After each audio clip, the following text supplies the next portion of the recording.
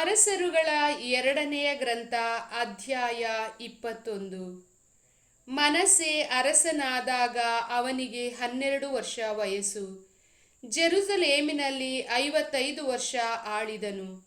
ಅವನ ತಾಯಿಯ ಹೆಸರು ಎಫ್ಚಿಬಾ. ಸರ್ವೇಶ್ವರ ಇಸ್ರಾಯೇಲರ ನಾಡಿನಿಂದ ಹೊರಡಿಸಿಬಿಟ್ಟ ಅನ್ಯ ಜನಾಂಗಗಳ ಅಸಹ್ಯ ಕಾರ್ಯಗಳನ್ನು ಅವನು ಅನುಸರಿಸಿ ಆ ಸರ್ವೇಶ್ವರನ ಚಿತ್ತಕ್ಕೆ ವಿರುದ್ಧವಾಗಿ ನಡೆದನು. ತನ್ನ ತಂದೆ ಹಿಜ್ಕೀಯನು ತೆಗೆದುಹಾಕಿದ್ದ ಪೂಜಾ ಸ್ಥಳಗಳನ್ನು ಮತ್ತೆ ಸ್ಥಾಪಿಸಿ, ಇಸ್ರಾಯೇಲರ ಅರಸನಾದ ಆಹಾಬನಂತೆ ಬಾಳ್ ದೇವತೆಗಳಿಗಾಗಿ ಬಲಿಪೀಠಗಳನ್ನು ಕಟ್ಟಿಸಿ, ಅಶೇರ ವಿಗ್ರಹ ಸ್ತಂಭವನ್ನು ನಿಲ್ಲಿಸಿ, ನಕ್ಷತ್ರ ಮಂಡಲಕ್ಕೆ ಕೈಮುಗಿದು ಆರಾಧಿಸಿದನು. ಸರ್ವೇಶ್ವರ ತಮ್ಮ ಹೆಸರನ್ನು ಸ್ಥಾಪಿಸುವುದಕ್ಕಾಗಿ ಆರಿಸಿಕೊಂಡ ಜೆರುಸಲೇಮಿನ ದೇವಾಲಯದ 2 ಪ್ರಾಕಾರಗಳಲ್ಲಿಯೂ ಸರ್ವ ನಕ್ಷತ್ರ ಮಂಡಲಕ್ಕಾಗಿ ಬಲಿಪೀಠಗಳನ್ನು ಕಟ್ಟಿಸಿದನು. ಇದಲ್ಲದೆ ಅವನು ತನ್ನ ಮಗನನ್ನು ಬಲಿಯಗ್ನಿ ಪರೀಕ್ಷೆಗೆ ಗುರಿಯಾಗಿಸಿದನು. ಕಣಿ ಹೇಳಿಸುವುದು, ತಂತ್ರ ಮಂತ್ರಗಳನ್ನು ಮಾಡಿಸುವುದು, ಭೂತ ಪ್ರೇತಗಳನ್ನು ವಿಚಾರಿಸುವವರನ್ನು ಸಂಪರ್ಕಿಸುವುದು, ಇವೇ ಮೊದಲಾದ ದುಷ್ಕೃತ್ಯಗಳಿಂದ ಸರ್ವೇಶ್ವರನಿಗೆ ಕೋಪವನ್ನೆಬ್ಬಿಸಿದನು. ತಾನು ಮಾಡಿಸಿದ ಅಶೇರ ವಿಗ್ರಹ ಸ್ತಂಭವನ್ನು ದೇವಾಲಯದಲ್ಲಿ ಇಡಿಸಿದನು.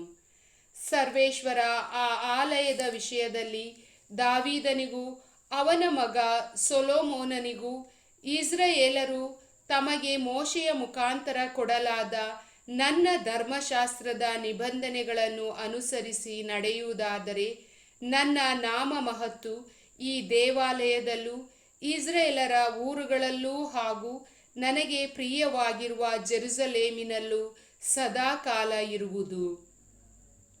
ಇಸ್ರಾಯೇಲರು ಇನ್ನು ಮುಂದೆ ದೇಶಭ್ರಷ್ಟರಾಗಿ ಅಲೆದಾಡದೆ ತಮ್ಮ ಪಿತೃಗಳಿಗೆ ಕೊಡಲಾದ ನಾಡಿನಲ್ಲಿಯೇ ವಾಸವಾಗಿರುವಂತೆ ಮಾಡುವೆನು ಎಂದು ಹೇಳಿದ್ದರು. ಆದರೆ ಇಸ್ರಾಯೇಲರು ಅವರ ಮಾತನ್ನು ಕೇಳದೆ ಮನಸ್ಸೆಯಿಂದ ಪ್ರೇರಿತರಾಗಿ ತಮ್ಮ ಮುಂದೆಯೇ ಸರ್ವೇಶ್ವರನಿಂದ ಸಂಹೃತರಾದ ಅನ್ಯ ಜನಾಂಗಗಳಿಗಿಂತಲೂ ದುಷ್ಟರಾದರು. ಆಗ ಸರ್ವೇಶ್ವರ ತನ್ನ ದಾಸರಾದ ಪ್ರವಾದಿಗಳ ಮುಖಾಂತರ ಯಹೂದ್ಯರ ಅರಸನಾದ ಮನಸ್ಸೆಯು ಹಿಂದೆ ಇದ್ದ ಅಮೋರಿಯರ ಕೃತ್ಯಗಳಿಗಿಂತ ಅಸಹ್ಯವಾದ ಕೃತ್ಯಗಳನ್ನು ನಡೆಸಿದ್ದಾನೆ. ವಿಗ್ರಹಗಳಿಂದ ಯಹೂದ್ಯರನ್ನು ಪಾಪಕ್ಕೆ ಪ್ರೇರಿಸಿದ್ದಾನೆ. ಆದುದರಿಂದ ಇಸ್ರಾಯೇಲ್ ದೇವರಾದ ಸರ್ವೇಶ್ವರ ಎಂಬ ನಾನು ಜೆರುಸಲೇಮಿನವರ ಮೇಲೂ ಜುದೆಯದವರ ಮೇಲೂ ಕೇಡನ್ನು ಬರಮಾಡುವೆನು. ಅದನ್ನು ಕೇಳುವವರ 2 ಕಿವಿಗಳು ಬಿರಿಯುವುವು. ನೂಲುಮಟ್ಟ, ಗೋಲು ಇವುಗಳಿಂದಲೂ ಎಂಬಂತೆ ಸಮಾರ್ಯದವನ್ನೂ ಆಹಾಬನ ಮನೆಯನ್ನು ನೆಲಸಮ ಮಾಡಿಬಿಟ್ಟೆನಲ್ಲವೇ? ಜೆರುಸಲೇಮನ್ನು ಅವುಗಳಂತೆಯೇ ಮಾಡುವೆನು. ಒಬ್ಬನು ಪಾತ್ರೆಯನ್ನು ಉಜ್ಜಿ ತಲೆಕೆಳಗಾಗಿ ಇಡುವಂತೆ ನಾನು ಜೆರುಸಲೇಮನ್ನು ಉಜ್ಜಿ ತಲೆಕೆಳಗಾಗಿ ಮಾಡುವೆನು. ನನ್ನ ಪ್ರಜೆಗಳಲ್ಲಿ ಉಳಿದಿರುವವರನ್ನು ತಳ್ಳಿಬಿಟ್ಟು ಶತ್ರುಗಳ ಕೈಗೆ ಒಪ್ಪಿಸುವೆನು. ಅವರ ಶತ್ರುಗಳೆಲ್ಲ ಬಂದು ಅವರನ್ನು ಸುಲಿದು ಸೂರೆ ಮಾಡುವರು.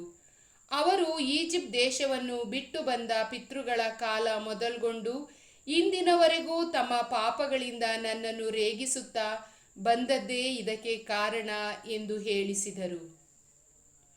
ಮನಸ್ಸೆಯು ಯಹೂದ್ಯರನ್ನು ಸರ್ವೇಶ್ವರನ ದೃಷ್ಟಿಯಲ್ಲಿ ಕೆಟ್ಟದಾಗಿರುವುದನ್ನು ಮಾಡಲು ಪ್ರೇರೇಪಿಸಿದ್ದಲ್ಲದೆ, ನಿರಪರಾಧಿಗಳ ವಧೆಯಿಂದ ಜೆರುಸಲೇಮನ್ನೆಲ್ಲ ರಕ್ತಮಯವಾಗಿಸಿದನು.